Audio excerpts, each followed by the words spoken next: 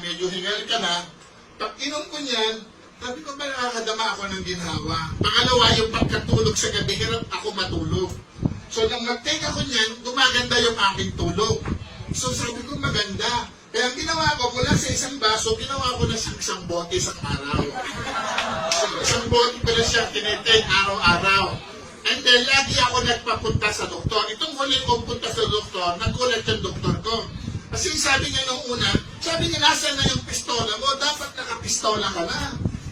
Tapos, ginalang niya yung pa ako. Sabi niya, ba't hindi ka namamanas? Ano ba nangyari sa'yo? Tapos sabi niya, ang result ng iyong laboratorio, dating 12% lang kidney mo, bakit naging 18%? So sabi niya, ano nangyari? Nag-i-improve ka. Sabi niya, sige, kung ano man ang mga tinitake mo, ituloy mo lang. Sabi ko, Dok, nagtitake ko ako ng Intre. Alam niya, sabi niya sa akin, alam kasing mga doktor kami, hindi namin niya napag-aralan. At dahil hindi namin niya napag-aralan, hindi ko masasabi na bawal sa'yo. Dahil nakabuti sa'yo, ituloy mo. Kaya sabi ko sa asawa ko, tingnan mo ka ako, kung paano si David gumamit ng tirador para pabagsakin si Goliath, si Moises gumamit ng tungkod para hatiin yung dagat na pula.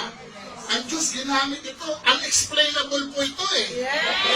Unexplainable. Pag sinabing explainable, it's a totally, alam nyo, kahit ako, hindi ko rin alam ano bang meron sa loob nito eh. Kasi ito tutuasin po, bakit nakakatulong? Yes! At saka, sabi ko, ngayon po, tapos na yung aking 3 buwan. Kasi tinaningan po ako ng February, March, April. Tapos na siya. Meron na ako 1 buwan na bonus. Isang buwan na yung bonus ko. At saka hindi lamang yun. Ang sabi ng doktor, kailangan ko pababain ang aking timbang. Kasi dati po ang waistline ko, 44.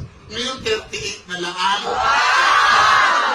At dati, hindi na kami nag-make ng misis ko. Ngayon ba, parang bumalik ang kabataan. Talagang happy ako sa'yo.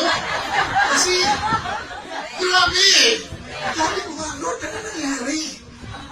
Yung alam niyo yung dugo mo, nabuhay. Kaya talagang alam niyo, sabi ko nga sa mga friend ko, pag kinukwento ko yan, sabi ko, hindi ko kayo bebentahan, ganito na lang gawin natin. Ako magkukwento, sa iba kayo pumili. Kasi baka sabihin nyo, nininegosyo ko kayo eh.